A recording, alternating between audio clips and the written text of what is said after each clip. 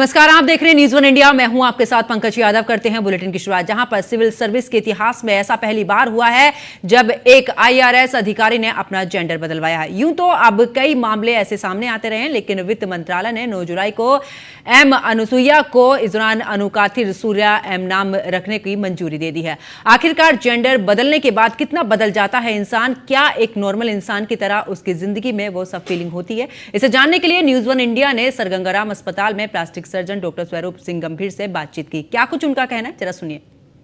नमस्कार, मैं पंकज यादव और आज हम एक ऐसे टॉपिक पर बात करने आए हैं जिसको लेकर कि समाज भी एक्सेप्ट नहीं करता था, लेकिन आखिरकार धीरे धीरे इसको लेकर भी समाज एक्सेप्ट करना शुरू कर चुका है। हम बात कर रहे हैं ट्रांसजेंडर की। जी हाँ, ट्रांसजेंडर यानी कि जिसको लेकर चाहे सुप्रीम कोर्ट की बात करें या केंद्र सरकार की, क्योंकि हाल ही में एक ऐसा केस आया जब एक आईआरएस ने अपना जो जेंडर है वो चेंज कराया, वो महिला से पुरुष बनी है। ऐसे में केंद्र सरकार की तरफ से भी मंजूरी मिली है और उनके जो डॉक्यूमेंट्स हैं, उनकी जो आइडेंटिटी थी उसको पूरे तरीके से बदल दिया गया है। इसी पर आज हम चर्चा करेंगे और साथ ही राय भी लेंगे डॉक्टर से। हमारे साथ में सर गंगाराम से डॉक्टर हैं और साथ ही यहाँ पर प्लास्टिक सर्जन भी हैं और हमारे साथ में मौजूद हैं doctor S S. Gambhir. Doctor S S. Gambhir, बहुत बहुत स्वागत है आपका। नमस्ते जी। Doctor S S. गंभीर, अगर मैं बात करूं ट्रांसजेंडर की, क्योंकि एक्सेप्ट नहीं करते थे बहुत, अगर हम अब देखें आपके समय में और अब से 10 से 12 साल पहले की अगर बात करें, बहुत कॉम्प्लिकेट था, समाज नहीं स्वीकार करता था। अगर मैं अभी की बात करूं तो कितना चेंजेस आया है? देखिए, अभी इसकी बात करेंगे तो बहुत ही ज़्यादा चेंजेस आ गए हैं।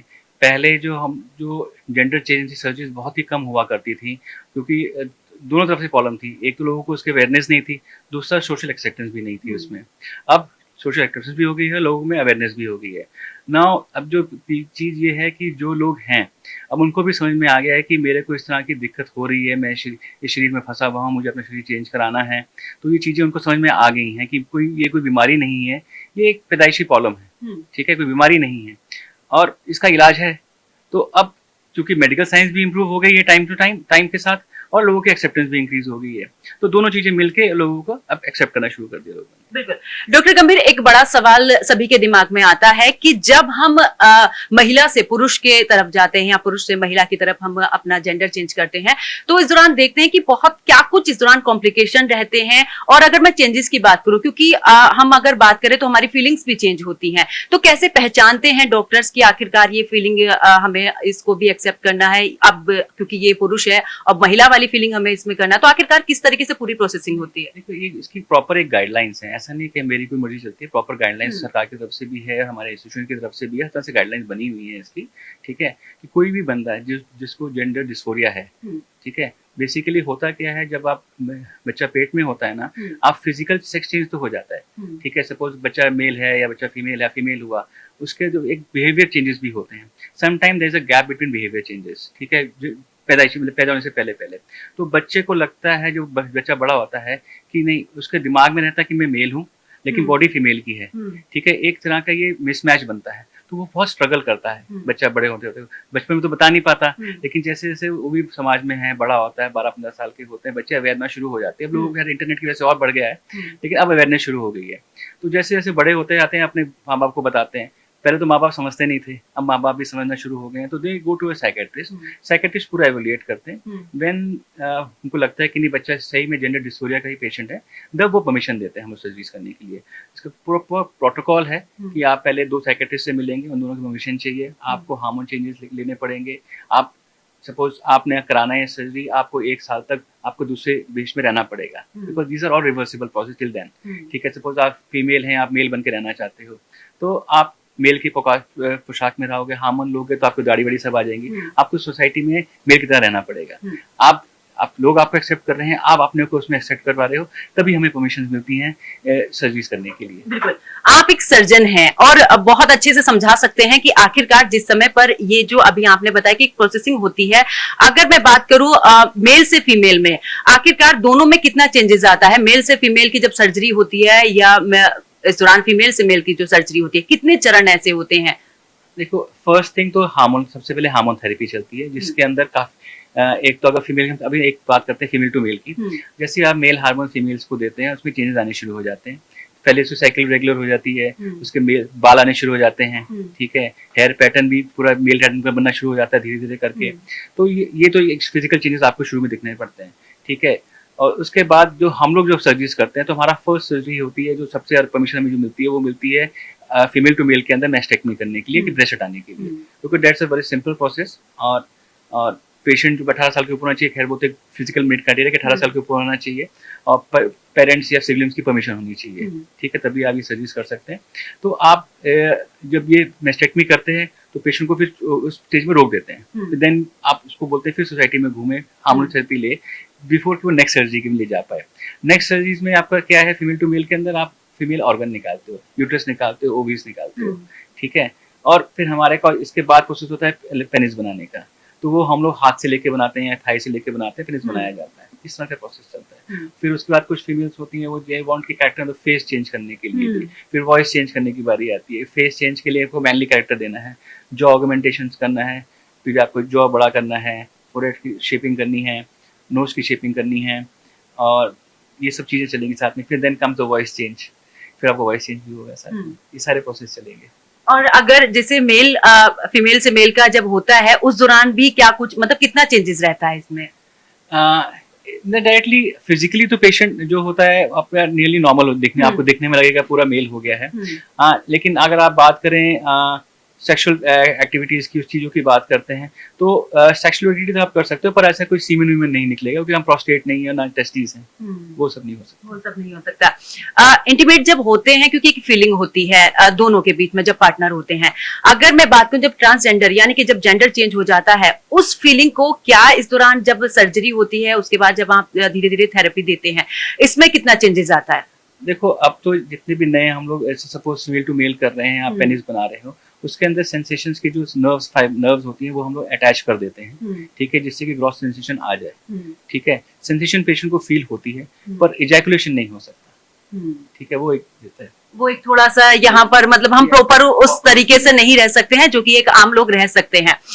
जिस तरीके से अगर मैं बात करूं, क्योंकि पीरियड्स होते हैं जब आप मेल से फीमेल बन रहे हैं, उस दौरान चाहे ओवरी की बात करें, ये सब चीजें जब होनी शुरू होती हैं, क्योंकि जब हम देखते हैं कि एक महिला धीरे धीरे आगे बढ़ती है, उसके साथ में और भी बहुत सारी कॉम्प्लिकेटेड चीजें होती हैं और धीरे धीरे वो चीजें कम भी होती जाती हैं। तो जब इस तरीके के जो मरीज होते हैं, यानी कि इस तरीके जब ट्रांसजेंडर होता है, तो क्या उनके साथ भी आगे बढ़ती उम्र में भी इस तरीके की चीजें होती हैं?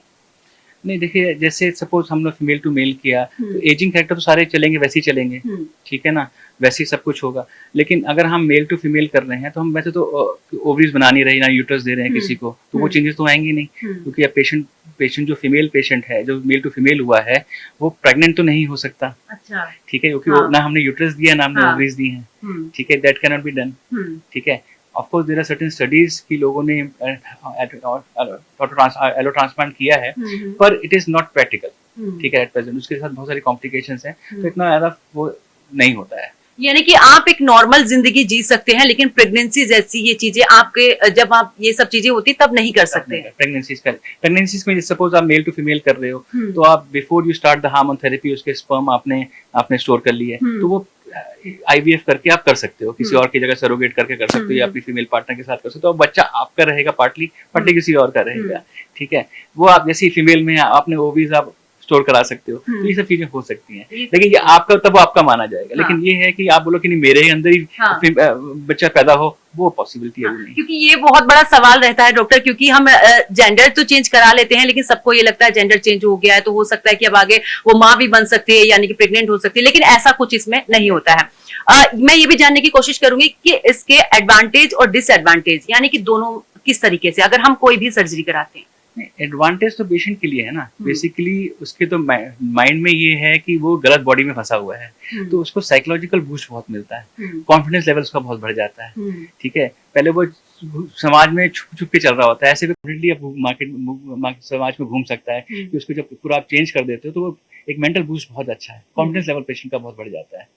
बिल्कुल। और अब अक्सर देखा है कि पहले बच्चे जो थे हो सकता है इतने अवेयर नहीं थे, लेकिन आजकल माँ बाप भी उनका साथ दे रहे हैं। आपके पास जितने भी मरीज आते हैं, कुछ इस तरीके के जो लोग आते हैं, मैं मरीज नहीं बोलूंगी क्योंकि एक इंसान की अपनी फीलिंग होती है, तो आखिरकार इस दौरान अगर उन पेरेंट्स की मैं बात करूं, उनसे जब आप बात करते हैं कितना कॉन्फिडेंस उसमें नजर आता है, क्योंकि समाज में उनको भी एक उस इंसान को ही नहीं फेस करना होता, फैमिली को भी फेस करना होता है। डेफिनेटली देखिए शुरू में तो जितने भी हमारे पास ये जेंडर चेंज के लिए आते थे, ज़्यादातर अपने फ्रेंड्स के साथ या किसी के साथ आते थे। नाउ उनके पेरेंट्स भी आने शुरू हो गए हैं। Now parents are also accepting कि नहीं मेरे बच्चे को ये दिक्कत हो रही है, तो उसको रिलीव करना चाहिए। तो अब पेरेंट्स भी आ रहे हैं, दे आर अंडरस्टैंडिंग ऑल्सो।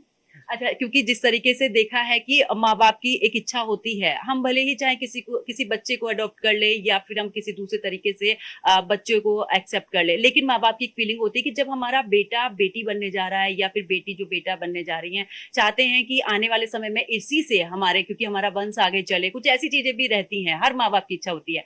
तो क्या इस पर आगे कुछ स्टडी वगैरह? मैंने आपसे बताया ना कि आप स्टोर कर सकते हो, जैसे आप स्पर्म स्टोर किए जा सकते हैं, ओवरी आपके एग स्टोर किए जाते हैं, आप उस तरह से अपना काम आगे, अपना जनरेशन आगे बढ़ा सकते हैं।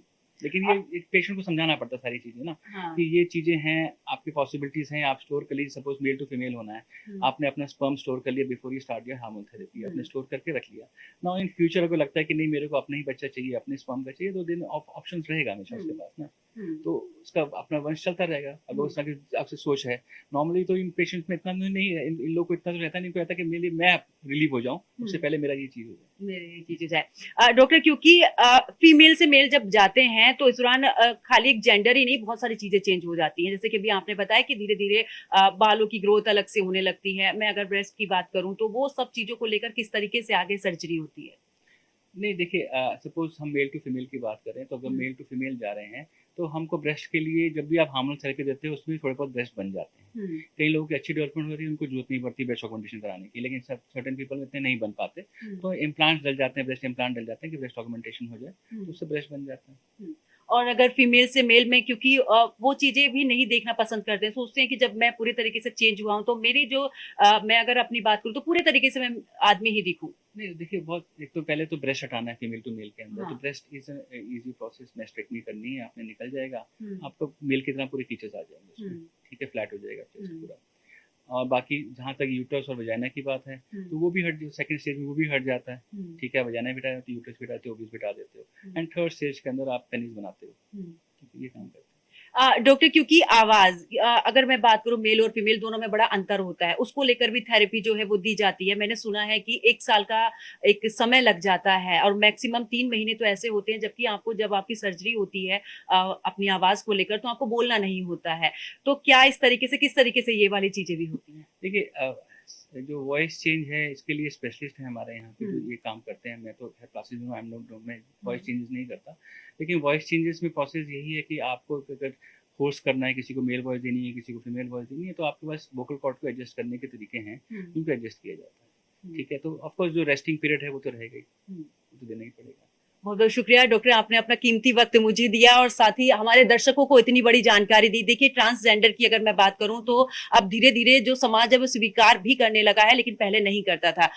अगर बात करें, अब ये केसेस ज्यादा बढ़ रहे हैं, क्योंकि जिसके अंदर जो फीलिंग है उसको लेकर डॉक्टर भी लगातार उनको उनके सपोर्ट में है, समाज भी अब सपोर्ट में आ गया, सरकार भी आ चुकी है। ऐसे हमने तमाम केसेस देखे हैं और डेली की अगर बात करें, तमाम केसेस डॉक्टर के पास भी आते हैं कि आखिरकार ट्रांसजेंडर कोई ऐसी इसको बीमारी भी नहीं कहेंगे और ना ही इसको कुछ ऐसी चीज कहेंगे कि ये समाज के लिए धब्बा साबित, क्योंकि अलग अलग लोगों की धारणाएं होती हैं। लेकिन अगर ट्रांसजेंडर की बात आए, क्योंकि अगर आप जेंडर चेंज कराते हैं तो उसको एक्सेप्ट कीजिए, उसको उसी तरीके से रखिए। हमारी भी अपील है कि जो जिस तरीके से आम लाइफ होती है, आम लोगों की लाइफ होती है, वैसे ही उनको भी एक्सेप्ट करने की कोशिश कीजिएगा। तो मेरे साथ फिलहाल इतना ही। आप देखते रहिए न्यूज़ 1 इंडिया। नमस्कार।